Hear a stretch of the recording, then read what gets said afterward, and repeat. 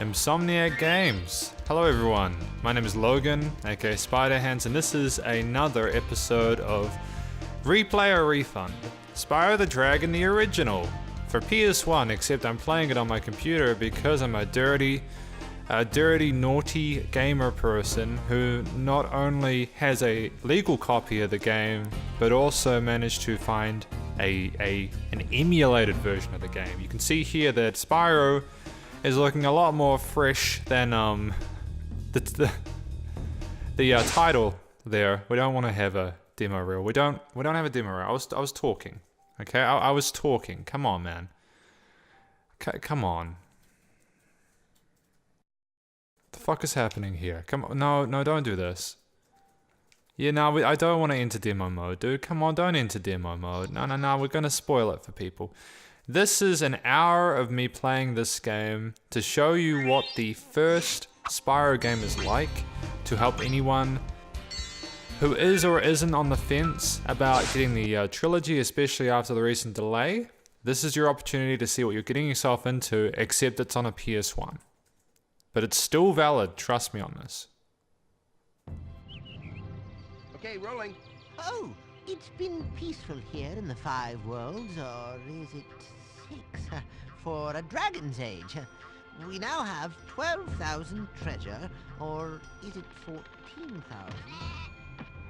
What about this Ganasty Gnorc character? Now, I understand he's found a magic spell to turn gems into warriors for his cause. I'll take that question. Nasty Gnorc is a simple creature. Simple! He has been contained in a remote world and is no threat to the Dragon Kingdom. No threat! Besides, he is ugly. That does it! Looks like I've got some things to do. That's it. That's all there is to it. And then you start the game. There's no bullshit. Straight into it. As you saw in the starter sequence, this game was released in 1998. It's quite neat. Thank you for releasing me, Spyro. Free 10 dragons in the artisan world. Then find the balloonist. He'll transport you to the next world. What about Nasty Gnorc? I'm going after him. Find dragons first. That's all I can tell you. Thank you, Nestor. This game is mostly rescuing dragons that have been imprisoned by Nasty Gnorc. Alternatively, you're collecting these gems. The frame rate isn't great. I don't think it's my hardware, I think it's just the copy of the game itself. Obviously, it isn't optimized for PC. Because it was never... I don't think PCs would have been powerful enough at this point to be able to play games like this. Where's Nasty Gnorc? I'll torch him. Keep your horns on, Spyro! You have much to learn first. Do you know what the dragonfly following you is doing? His name is Sparks, and he's helping and protecting you. Keep an eye on him and see what I mean. See what I mean? The voice acting is pretty stellar in this game. You can save your game at this point.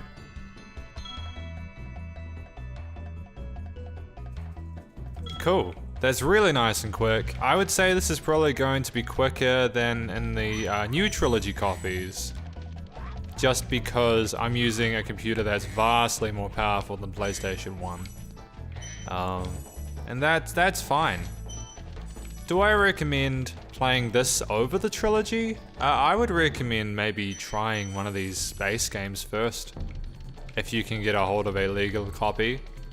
I mean, because I own both a legal and an illegal copy, I personally feel like I'm okay to do this, but you know, you might not feel that's ethically viable, and so you might decide that you wanna be a prick about it and say, oh, piracy is bad, even if you can't access the games. So, more power to you. You can do whatever you want. Hey, Spyro, press the jump button twice to glide, and don't be afraid. Afraid? Of what? Falling from high mountain peaks, plummeting into prehistoric glaciers? Oh, that.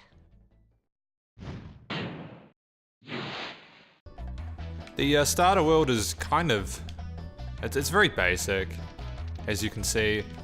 But then again, what you gotta remember is that this is a game from 20 years ago. You're not gonna get Skyrim in 1998, alright? Of GTA 5. But then of course you're certainly not going to get a reimagined Spyro game. Quite like, you know, you might... I mean, the graphics are going to be really the only new thing. I can guarantee that the majority of the actual game content is going to be the same. Which, you know, I think that's what they need to do, because there's going to be a lot of people buying this for the nostalgia value or because they don't have a legal copy of it. I personally don't feel inclined to buy the trilogy for several reasons. One is because I've already beaten all 3 of these games. Like, as in I got all the gems in every single one. This one took me 10 years to beat. Like, I only beat it when I was in my late teens / early 20s because I finally found one of the secret supercharge ramps in the level where you're in the clouds and you have those knights who just don't die unless you supercharge them. There's a secret ramp that you take. Obviously this is an hour. I'm not sure how long I've been recording for, which is fantastic. Let's just assume it's for like another 50 minutes, okay? Let's just assume it's another 50 minutes. So if I go to my timer. Right, and the chickens, just before we continue, the chickens give you these butterflies. And if you get the butterflies, Sparks regains health. Sparks, by the way, as you can see, is that golden butterfly. And yeah, the frames aren't great, but I mean, I think... Welcome to Town Square, Spyro. Begin exploring by gliding to that area with the bulls. Use the L2 and R2 buttons to get a good look. So they, one thing that the new games probably will have going for them is that you don't need to use L2 and R2 to look around. Which is fantastic, man. I have to be honest with you. One of the things I don't miss about this game is the camera not being moved with the analog sticks. These things are kind of cool. You shoot them and then you get the gems, which is kind of nice. You can glide, and again, you might have noticed before that there isn't a tutorial. You learn as you go, which I think is tremendously helpful. I think that's just fantastic, really. Thanks, Spyro. I had the worst itch on the tip of my wing. Oh, did you know that you get your longest glides by pressing X at the very top of your jump? I mean, like, it's not all thrown at you at the start. You don't have a separate tutorial mode. They don't treat their gamers like idiots. They give you the opportunity to sort of, you know, they give you the opportunity to explore and learn as you go, and I think that's really valuable, because I mean, if you're like a kid, like the average kid probably couldn't learn every single game mechanic in the space of the introduction of a game. I don't think that's realistic, is it, really? I think that it's better to do it like this, and I wish more games did.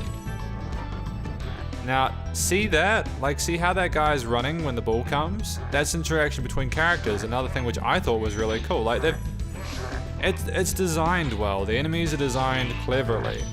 You know, I think this is just fantastic. I don't know if these guys do write themselves, but like, they just sit there and you can leave them. You don't have to kill them, because by squishing them or by ramming into them, you've already kind of ruined their day. Oh, and look, you get different color gems as well, so like, oh, he's gone. He's disappeared. I didn't think they did that. I thought he stayed there for the rest of the game, but I guess it's just to reduce assets on the field. Spyro, did you see a man dressed in blue running around here?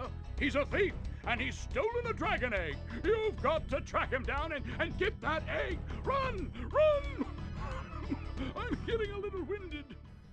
Oh, and the dragons are quite cool. There's a few repeats. Like, especially later in the game when there's less hints to give you. They just say thank you for releasing me. But some of them are original. I think the later 2 games in the trilogy, which is kind of, I guess, why the trilogy is worth the $80 it is, New Zealand, is because the later 2 games, they get a lot of it right. Now, you might be thinking, well, where the hell do I go next? And you know, rightly so, right? You can see that blue guy over there, he's got the eggs. So the game is showing you, look, that's who I need to go for next. Because the thing is, the game also shows you that there's a dragon up there, but there's no way to climb that high. You can't double jump in this game. You can't jump on that thing because it's not, there's like an invisible wall. So what you gotta do, right, is get past these scary looking chickens and do this. And that's only something that you can sort of see by looking at it from this perspective, looking up, and you gotta use your brain, you know? You gotta use your brain and think about things really cleverly. You gotta be smart. They don't treat their players like idiots, and that's something I love about Spyro. If they introduce a tutorial mode and they don't allow people to learn by the dragons, I'm gonna be incredibly disappointed. I think that's a really valuable part of education through video games, is teaching people to problem solve.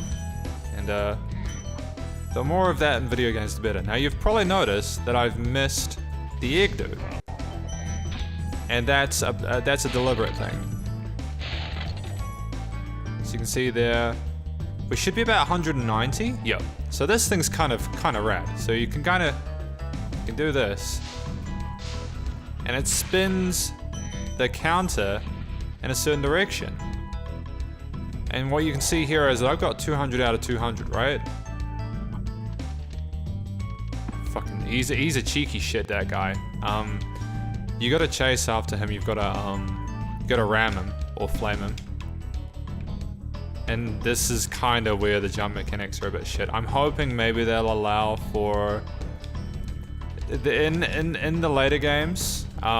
There's the ability to be able to press triangle, and then you get a bit of a lift. But I don't know if they will include that in the first game, because I think a few of the jumping puzzles. So you can kind of do that. There we go. Like, you can tell that I've played this game before quite a bit, because that to me is almost like, that's muscle memory.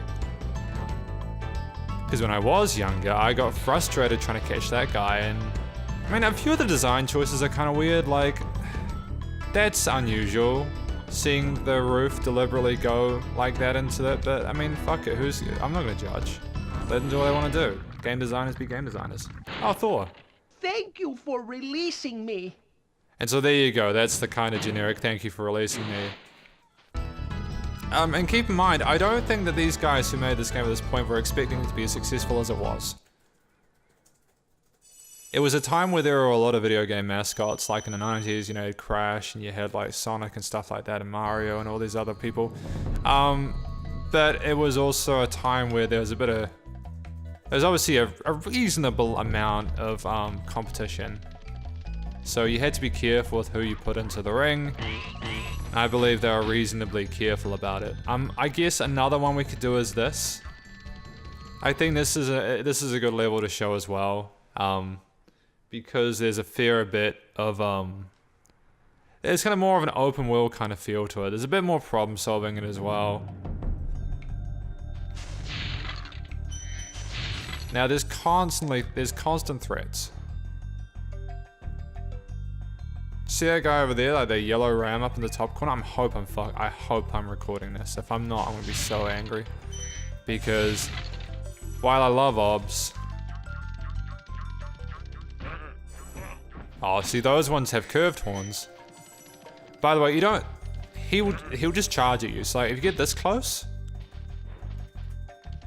and they go really slow, like, but as a kid, you see them and you think they're actually threatening, especially with the camera controls being the way they are. Got sheep here. Sheep are pretty big in the Spyro world. Like, there's a lot of sheep that you can get food for, including a few bosses later on that kind of play on that. What was I talking about? Yeah, the bulls are dangerous, or the rams are dangerous. What's cool is it's just eventually you get to like a barrage, just a barrage of gems. And you notice as well that I'm not spending a whole heap of time on the levels, and that's fine. When you free a dragon or step on one of their platforms, you're saving your progress. That could be useful if you run into trouble. Not that you ever run into trouble, Spyro. That's some of the animations are a bit weird. Like they left him a bit short. Maybe they had like a limit or a template on how long they needed to leave the animations running for, and so they had to cut them kind of short. Because remember, this was all fit onto a little disc. You know, we didn't have Blu-ray discs to put games on. Games weren't like 50 gigabytes at this point. I think this game was about 190 megs or something like that. It was probably a bit bigger than that, actually. I can't remember the exact download size. I think it was 190 zipped. I can check, it's all good. After you freed all the dragons, pass through this fancy no. thingamajigger. It'll take you back to the artisan home. But first, let me tell you a story. No thanks. See ya. It's kind of cute. Spyro's a bit of a piece of shit in this game. He's a bit of a cheeky shit. He's trying to be a little bit too much like Sonic the Hedgehog. Now, let's look at this. This is interesting. Now, it took me a while to figure this out as a kid, but see how there's these spirals? But they're coming from the edge of the level. So what if you jump down? Ah, look at that. There's a hidden area. Isn't that mean? That's really fucking rad. And you get a key. You get a key, isn't that rad? That's really nice. So now you got a key. Now, your assumptions are probably correct. I'm assuming you know that there's gotta be a chest around here somewhere, which there is. And now all you gotta do is find the chest. Ah, but can you hear that? See, audio cues are important because you can hear that there's also another egg thief. And see, this is what I enjoy, like... The thing is with the PS1 is that you can be forgiven for copying, you know, models. Because we weren't at a time where we had, again, an abrasive amount of space. I don't know, like, it's just, you know, there is an old man, and you can dodge a stick. That sounds weird. I'm sorry, you know what I mean. It's an old man, and you just gotta keep an eye out for him. He's a bit dangerous. Ah, and there we go. And so we've got kind of an open worldy kind of bit where you can see a lot of stuff around the outside. Spyro, my friend, how about a hint on gliding? You bet. For the longest glide, press the X button at the top of a jump, and try pressing the triangle button to drop down in mid-flight. Oh, so triangle button does stuff. It just doesn't boost it. See, I'm learning things. That's really that's helpful, man. I love that. So you'll notice that like there's clipping into the mouths and stuff like that. You know, it's not great. Oh, I'm trying to cut down on the amount of swearing I do as well. Just, oh, did you see that? That was pretty slick, wasn't it? Just, because to do that, I kind of muscle memoried it. I went and put my, I did a charge jump, and it was pretty effective, They have, they were gracious enough to not just, yeah, you get an invisible wall there. You can see that it's not textured, so you can see that's not stuff they want to do too much with. But I mean, what I've done with this emulator is I've gone and basically upgraded the graphics so that like they're closer to a PS1 than a PS2, a PS2 than a PS1. And this, the reason for this was simply because I felt like, why not? Because there is a difference between the quality of the PS1 and the PS2 sprites. And I'm not saying for a moment that this looks like a PS2 game. Of course it doesn't. It's obviously Spyro. There were PS2 Spyro games that I didn't really get to check out much as a kid, but I played one of them, and it wasn't that much fun. You might just assume this is a well, but if you actually go down, there's the last dragon. And then you just open this up, does the key animation, and there you go. I think that's all the gems we need, right? Fuck, I'm missing one. Oh, this is not fun. Where have I missed a fucking... Where have I missed a gem? Watch the dragonfly, Spyro. His color indicates his power. When he eats butterflies, he stays strong. Like me. Sure. This is the frustrating part, is that what you gotta do is you've gotta go through and find the missing green gem. But luckily, luckily the game isn't that big that it's a task. You've just gotta go through the level, be like, right, is there anything I missed here? No? Maybe don't do that too much because it can kind of mess with your mess with your eyesight a little bit, I guess. I don't know. Like, nothing in here? Good. Anything in here? Anything in here? Nope. Now, there we go. Nothing down here. Nothing this way. I think, by the way, the water, the only unfortunate thing about the water in this game is that is unbelievably cruel. Like, I think I will just die straight away if I touch that water. It's pretty brutal. In later games, Spyro does get the ability to swim, but he doesn't have it here, and he's just, oh, just don't go near the water, dude. It's just bad news. Water is bad news for Spyro, man. It's not worth your time. It'll end in tears, man. Where is the green gem? You'll occasionally have levels where this happens and you don't know where something is.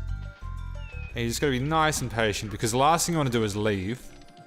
Because if you leave, then as if it's an enemy, you've got to kill all the enemies again just to find that one gem. And that can be a pain in the butt. I have a feeling it could be up here. Some here, as this is the last place for me to look. So again, we're just going to be nice and patient. Just keep an eye out.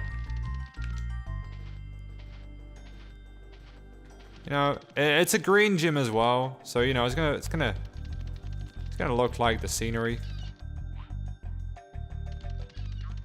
I'm kind of annoyed, just because it annoys me when I have to redo stuff in a video. I don't want to edit it out though, because I think that it's just there'll be a stage in Spyro, like if you get the new trilogy that's due out now in mid-November, there'll be a point where like you get frustrated because you can't find something, and that's totally natural. Like, it's totally natural to not know where something is in the game, because the game, especially the first, again, there's little puzzles in each level. It's not designed to be a walk in the park. It's designed to be a game with a challenge.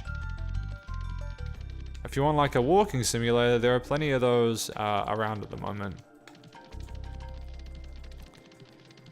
I mean, I'm actually lost. I don't know where the hell it is.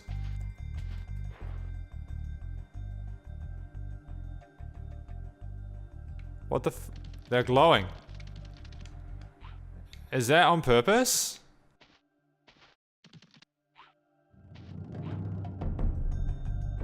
Now that is, oh, they're there. That is very clever. I didn't know that before, but they go and they put that mechanic in. That's sweet. So that's, it does help you out, I guess, a little bit. It's just clever game design, man. It's just clever game design. And you can see there that I'm amassing a certain amount of gems. There are a couple more levels that I think I'll have time to go through today.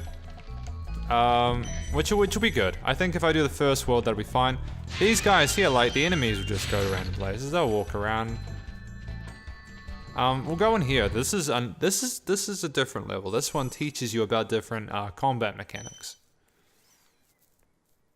Because there's a lot of different enemies in this game, and they each have different things you need to do, because I think the developers, they just gave a shit. I've been watching a whole lot of Jim Sterling recently with a lot of like indie developers who are just taking the piss, man.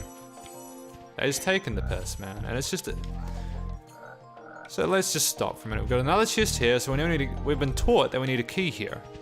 We got these fucking terrifying monstrosities. These scary looking, oh, so he's got a shield. So you probably don't want to set that on fire, right? Because fire just melts steel. It doesn't really make too much of a difference. Now, what you can do, which is fun with these guys. Oh shit. Now this is nostalgia for me because I remember playing this as a kid and being like, man, look at it. He's a big tubby dude that you can flame. So you flame those big guys because they don't have armor. But then you basically,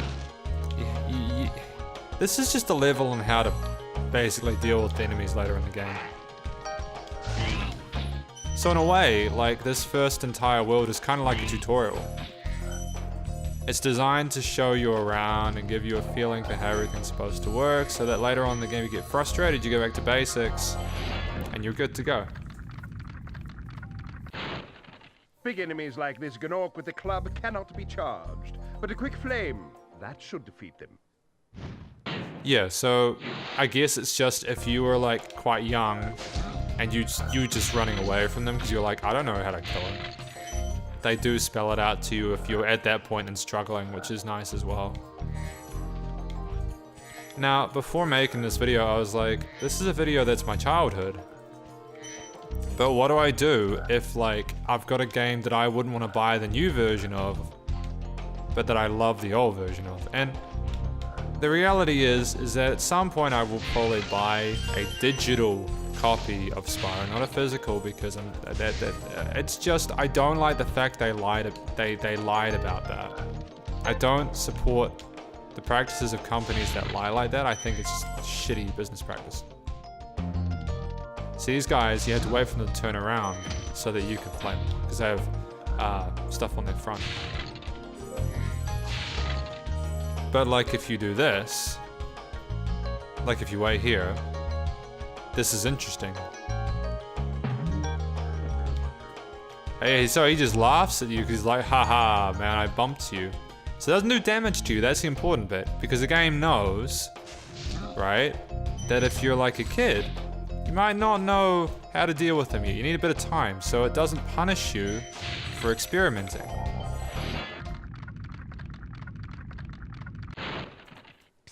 Spyro, want to know a secret? Use the triangle button when you want to zoom in and look around. Oh, your secret's safe with me.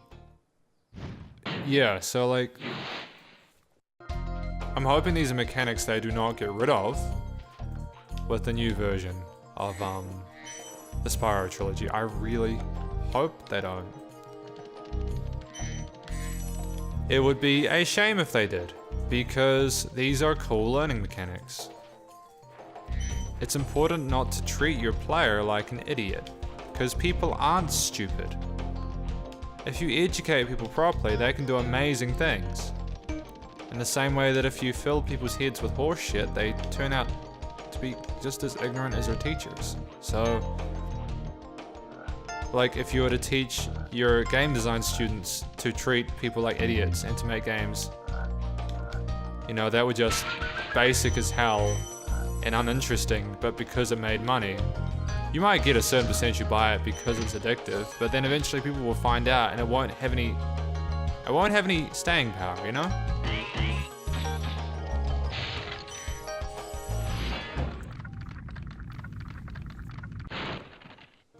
Oh, it's you. I wasn't sure if you'd escape those annoying little creatures. Of course, they wouldn't bother me, but here's a hint. Metal armor is fireproof, but a charge attack will take care of them. And that's just if you haven't figured out that you need a charger. So we're at 100. I think that's the max. So notice how I'm getting all the gems so that I don't have to go back later on and get them. Because a game should be fun to explore.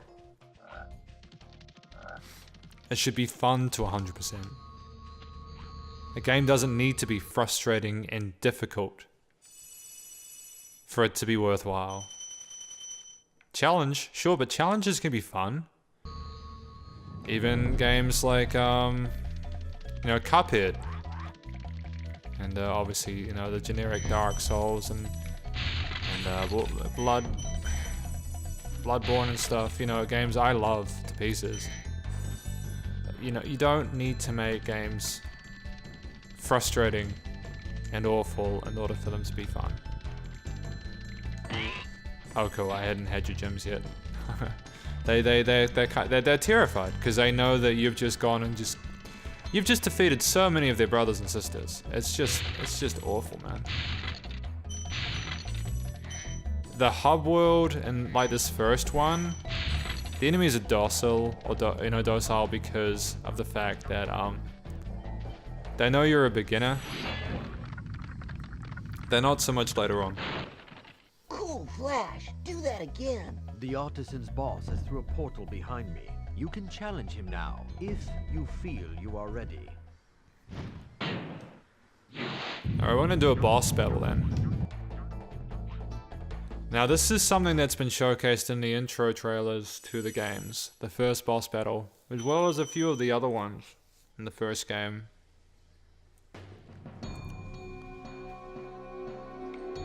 Here we go. Alright, so this shit. Whoa, what the oh, Jesus. Those dogs are fucking terrifying, dude. They glitch through? Why do they glitch through? These dogs are not fun to deal with. They don't die straight away, they body slam you. They're tough.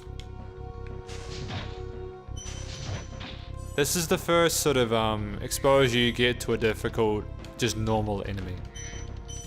Which I think is healthy.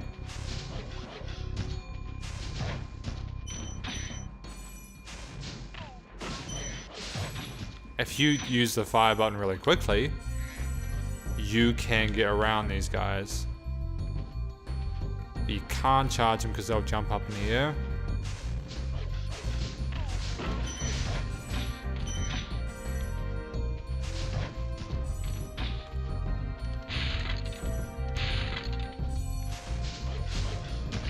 Oh shit. Yeah, no, that's tough. See, so that's the first damage I've gotten into the entire game. The first damage in the entire... Oh, that was close. That usually hits. That usually hits you if you're not careful. Now this is where you gotta be kind of careful. You think things are good, but then there's a dog.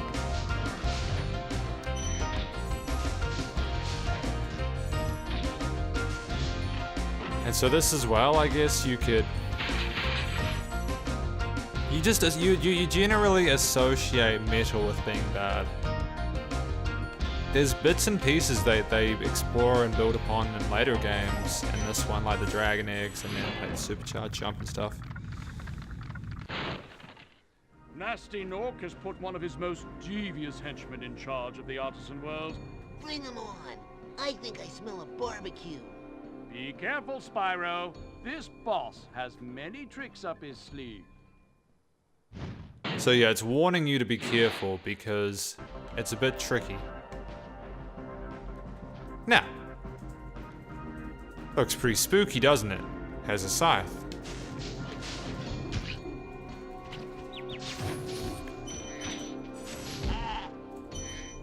So there you go, you flame him. That's it.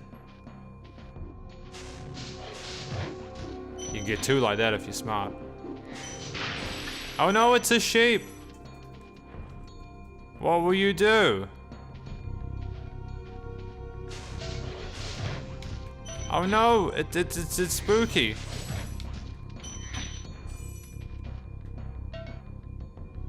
It's an angry sheep.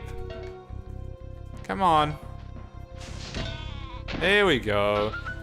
And you get a shower of gems. Boom. 100. 100 out of 100. Some of the bosses later on get a bit trickier than that. Like some of them... Oh, especially trying to beat the levels later on 100%. Some of the boss levels are just stupid. Especially the one with the robot. I have serious issues with the one with the robot. Okay, that's cool. Now, that's all the levels in this world as far as I remember. But there is still one more bit. Now, This is the thing. I didn't think of this when I first started playing this. Because why would you, you know? But it rewards people for being inquisitive. Look, there's suddenly a new level that you just didn't have before. And that's pretty rad, man. That's pretty rad.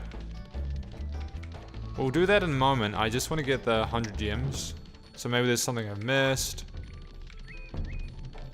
Maybe there's some... Wait. Oh, no. Oh, so if you get like 20 of those, like 20 of those little white orbs, you get rewarded for it.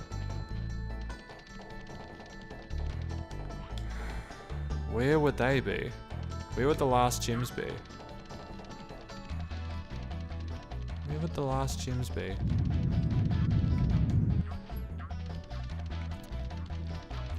I don't remember where they are, eh? This is... Oh, hang on. Not those. Come on. Is it this way? Is it around here? Nope. No flashing lights this time.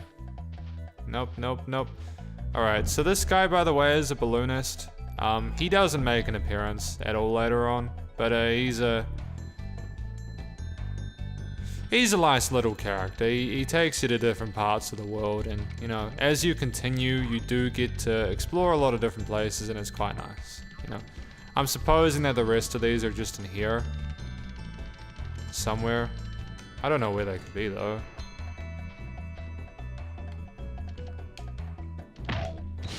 It's kind of frustrating. I'm kind of frustrated.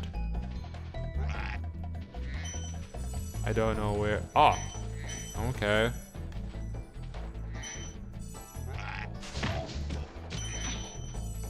So that's the 5. So I'm missing one gem. I'm missing a gem somewhere. Where is it though? Shit. Sorry, that was inappropriate, ladies and gents. That was not good. That was not good manners. Yeah, I'm stumped. I don't know where else to check. I would hesitate before calling that embarrassing. I think embarrassing is a very harsh word. I would say this is just simply inconvenient. Really? There's one gem that I am missing right now, and it's probably within one of the enemies. Hey, bud. Come on. Oh, there it is. Yeah. Beautiful. So we can do this now. See, it's always the one enemy you leave behind. Always the one enemy you leave behind. And there we go, 700. Now, this one is a special level, as you can probably tell, because this is not anything like the levels you've had until now. The idea is that you fly around and you hit the targets, and it's a bonus game. And the reason that it's hidden is because it's more difficult than anything you've had to do so far. As you can see, you have a limited amount of time to get the stuff done in. It can be kind of stressful. That kind of stressful. Oh I thought I was done then, so I wasn't sure if the game was going to just punish me for hitting the wall and make me unable to like fly or not. Which wouldn't have surprised me, to be honest. Like, I wouldn't put it past certain games, even Spyro, at times to be a bit dickish. But yeah, obviously if you've played Spyro before, I'm not trying to set a record right now, I'm just showing you how you do this in a way. You can do it differently. They might change around these courses or put more of a focus on the courses just for new content, I don't know. There's a shit ton of these in the Spyro games, especially the 3rd game as well. Here's a few of these, which is kind of fun. You know, you don't have to do them in order either. You can go like, kind of do that. And you can kind of spin around if you want to. There's no pressure. At the end of the day, this is meant to be fun. However, the problem is that if you have not got a hang of the flying controls, it can be kind of stressful. Which is again why if you're struggling with this, don't worry. You know, you don't need the gems at the moment. I'm going to show you why you don't need the gems in a minute anyways. Boom. And there you go, easy. And you get a total of 300.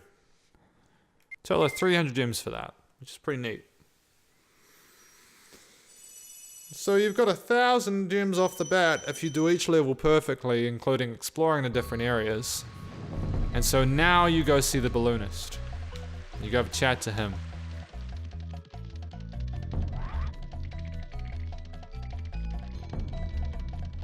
And the thing is, as you're about to see, busy rescuing dragons, so it skips the dialogue, which I think is also kind of smart. High-res goggles. It skips the dialogue about you needing dragons because you already have them, which is something, again, I see in a lot of recent games that doesn't happen. You'll have the same dialogue and then it'll say, oh, so you do have it. Okay, so Peacekeeper's world is, well, you'll find out.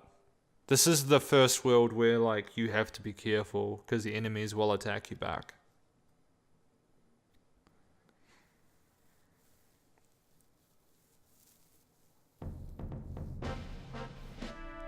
There we go. This music is imprinted on me, eh? Like, I spent so much time. Titan. Welcome to Peacekeeper, Spyro.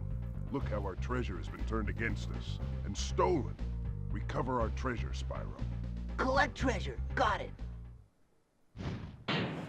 So as you can probably hear from the music and the aesthetic, it's got more of a militant feel. Instantly, you're showing...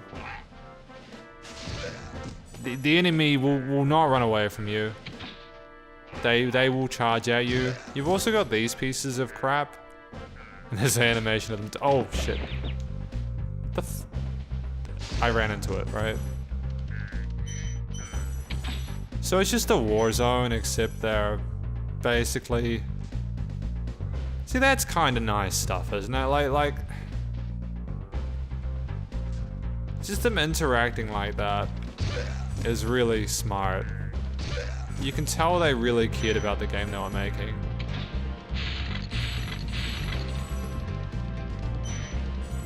It's good. And you can even use the cannons yourself. You know what you can do? Oh, this is annoying. So the controls for the cannon aren't perfect.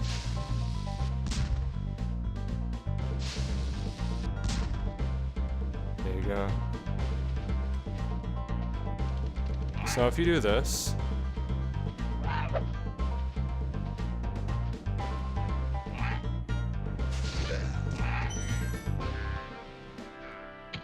they moon you. That's the most horrifying thing I've seen in my life. Stop. I don't need to see this in high resolution. Are they gonna include that in the new games? I don't know if they will. I don't know if they have the guts to.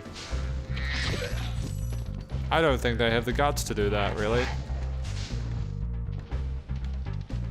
No, stop. It's just gross. And then you got another balloonist there who will take you to the next place. Oh, cool. So yeah, the Magic Crafters, the next world, it is actually quite dangerous. Like they don't mess around. Like there's one level where there's just these actually kind of scary spiders, and they're invincible, dude. The only way you can beat them is by supercharging. They're pretty tough. No, but it's really smart stuff like this. You know, they know that you're aiming towards that approximately, so that was, you know, I can imagine the code would have been quite interesting for this. It's not some sort of get the cannon to have the range that's default at the right length and sort of hope for the best kind of stuff. It aims it towards the you know, the box, which is cool. Hi, Spyro. Sparks the Dragonfly has been doing a good job protecting you. Make sure to keep him strong by feeding him lots of butterflies. Okay, that's cool. You know, that's fine. You do have interesting light levels. Like, this is an interesting level to me. One of my favorite ones, actually. To be honest, it's a nice level. I've always had a certain affection for ice levels. This is the first level where I started to get frustrated with finding things.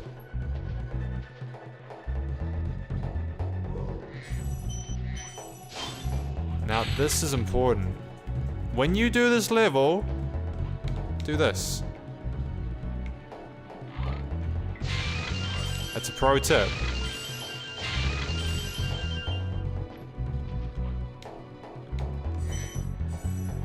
I remember this vaguely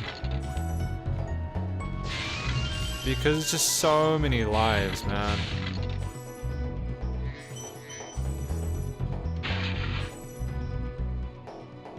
I got a little kind of... My controller makes a sound whenever I move it. I'm not a massive fan of the sound. It's gonna irritate me. So that will smack the shit out of you, by the way. Those guys. They used to piss me off a little bit, to be brutally honest. This incidentally is the end of the stage. Stop. What camera? It's like the end of the... How do I say this? See? I mean, it's the end of the walkway on the flat ground. You'll notice, incidentally, that I've done this backwards, because I've gone to the start before I've done... Thank you for releasing me. Get out of the way, man. Get out of here. Nobody wants you, Drake. They make a Christmas sound. But, like, if you are explorative... Like, look at this. They're all covered in ice, right? They're covered in ice, so... I mean, steel, so you just charge them off. That was kind of unnerving. Haha. They don't mess around, though. Like, you might think you're safe, and then... That's the game expecting you to be complacent, and then it just punishes you by smacking you back. Which I think is actually, which is fair, to be honest. You can see I'm going through the game a bit more quickly now because I'm not having to think. So you gotta be careful with these guys because they have gems on them. But if you mess up on the gems, you're into the abyss, basically. See, like that? I got it, but I glitched. You'll also have noticed that there's a few more gems this time around. Oh no. Now this part of the stage took me a while to find the first time. And see, this is good, because this here gives you a vantage point of those gems. You've done well, Spyro. Some dragons thought you weren't ready, but I knew they were wrong. I'm ready, all right. Ready for what? What was I saying? It just took me a while to find some of these parts. And as a kid, you know, you get frustrated when things aren't easy sometimes. But then you learn to come to terms with the fact that not everything in life is easy. And yeah, you appreciate the challenge after a while.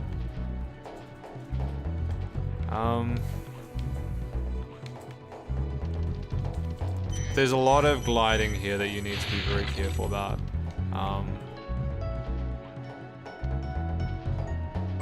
Oh, that fucking control. I need to grease it. I need to grease my controller. That's... Thank you for releasing me. Oh, that's annoying. That's really gonna fucking irritate me. Stop! I thought he's gonna get me. My trigger key on my right side is just being irritating. I'll have to fix that afterwards. So yeah, we're nearly getting to the end of our... Oh, I looked at the clock for a minute and nearly charged off the edge. We're getting to the end of our hour of play. We've gone through a lot of material in the space of an hour, man. This is... The game is short and sweet. That said, if you're impatient, this game is as long as you wanted it to be. It really is. Because if you don't take your time and figure out the mechanics, or if you don't listen to the game when it's trying to teach you to do things, you're gonna have a bad time, man. You're gonna have a bad time. And it's a shame, because I feel like if you're rushing Spyro the Dragon, you're missing the point of the exercise. Spyro, some big Norks up ahead are wearing armor. And in the ice cave, armor can make their feet very slippery. He's like, do you get the hint yet? It's very slippery, ha ha ha. Okay, so then, boom. It's very slippery, ha ha ha. Fuck, don't.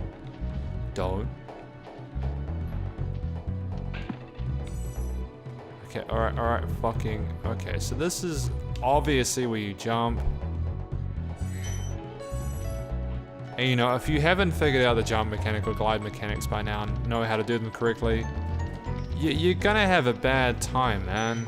It's really important to learn these mechanics and practice them until you get really competent. Because the later levels especially, they will punish you later on if you don't know what you're doing.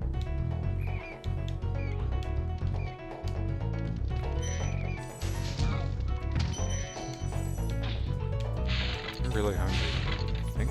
Is that what hunger feels like?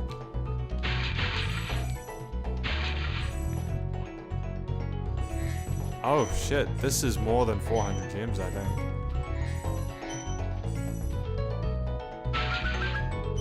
Oh man, that's crazy.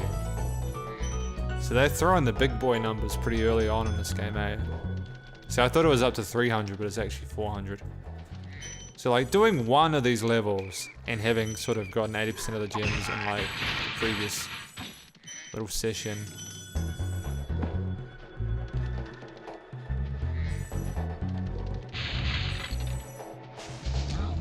Gets you where you need to be basically. Oh man. Yeah, you'll love these yellow guys. Because these yellow ones, they basically make your life a hell of a lot easier. Oh, and there's some really juicy ones later on.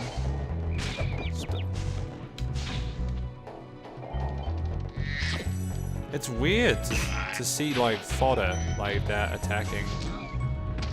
There we go, 400. Cool, let's get that last dragon and then we're good to go. A word of caution, little one. Wait until you grow big. Like me, before charging those large enemies. So it's like really hammering home the fact that you need to watch the hell out for those big guys.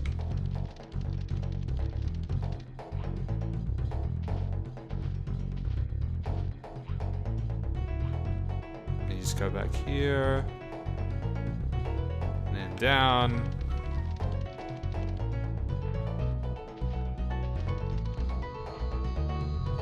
I actually think that's all of the mechanics. That's basically it. As much as I really need to show, I think, of this game. You know, basically this game is just do levels, get all the gems, get all the dragons, and profit. It's a kid's game. Like, it's a game for kids. It's not designed for people who want a really sophisticated gaming experience with lots of different options. It's a game where you're a dragon, and your aim is basically to just fucking The aim is basically just to be able to not be bad at those things. You need to just be able to follow basic instructions, have a bit of common sense.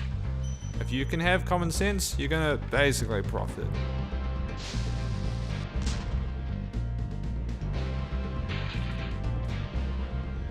I think we'll just get all the gems in this level and then I'll finish. And that's the boss there. It's a bit less ceremonious than the previous boss, but that's fine too. Not every boss needs to be pompous. I think the original, I mean, Dr. Shemp is a bit of a joke anyways, to be honest, in my opinion. He's a bit of a shit boss. Now this. He moves very slowly because you're going around like an acid pool in a circular direction. They're not really worth worrying about too much. Well done, Spyro! Keep up the good work, and I know you'll fulfill your destiny. Destiny? I just want to kick some... Just toast those enemies and collect the treasure! Wow, that was pretty aggressive. Both of them were being pretty aggressive. They were just like, do the thing. Don't be bad at it. Thank you. Now, we have this one last part here. It's a little bit tricky. There we go, go in here. Oh, okay, thank you, timer. I know I've been playing for an hour. Thank you. I don't have the key, do I? Where's the key go? Oh, I do have the key. When did I get the key? What? I don't remember getting the key. And you should be able to make it across here just. You get these two.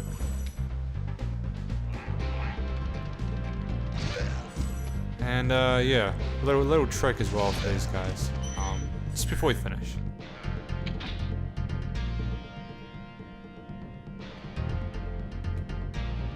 You do this. So I mean, if I was because the game experience you're gonna get with the trilogy is very similar to this, apart from updated graphics and maybe a better camera system. Would I refund or replay it? Would I replay or refund it? It's tricky. I'm 27 years old. I have a limited amount of time for me to play video games these days because I have such a lot of different things. I have so many different things on that I do in my life, and I have a lot of stuff that I want to accomplish. So at the moment, I couldn't really justify having like a second copy of the same game. You know what I mean? Like, I don't think I'd play through it even if it was high def. Like, I have the Crash trilogy, the newly released one, or the one released last year. I never really played the third game because I got bored. Because there wasn't anything really new apart from that, the newly made level that they didn't even release in the original fucking PS4 and Xbox ports. They only released it when they put out the Switch and PC versions, the ones in Crash 3. However, if I was completely unable to buy Spyro, or, if I hadn't got the original one, and if I somehow knew how good it was, I would absolutely buy the trilogy. I just think it's worth pointing out, though, that was with the fact that it's been delayed like a month and a half, I think it's important to be aware that the game is not finished yet. It's not polished. Even though they've delayed it by a bit, this is a studio which I don't think has been in charge of making a mainline Spyro game before. They're not Insomniac. They're working with pre-existing concepts and adding a bit of flashy layer on them, but I'm concerned that they're going to fuck with a bit of what made the game charming. So, to answer would I replay or refund it, I guess I would replay it if I didn't have a copy of Spyro. I think this is assuming as well when I say replay or refund that I'm buying it so that I can have a copy of the game. So yeah, replay. But yeah, they're kind of screwed either way. They either make a slightly better looking version of the same game, or they change things and potentially break it, aside from the camera. It'll be a 10 out of 10 if they can fix the camera, as well as keep the original charm. So thank you very much for watching. Hopefully this helps you decide on whether you want to buy the Spyro games. The next two games are a little bit polished, Spyro 2 and 3, but I wanted to show this one because this is the most basic one. And this is the one you physically get on the disc if you buy a physical copy, okay? This is the first one you can play whilst you're waiting for the other two games to download, and it's the first in the series as well. So if you're gonna spend like 20 hours or 30 hours on each game, it's probably worth checking out how the first hour goes on the first game. Thank you very much for watching, stay cool, see you later, and bye-bye.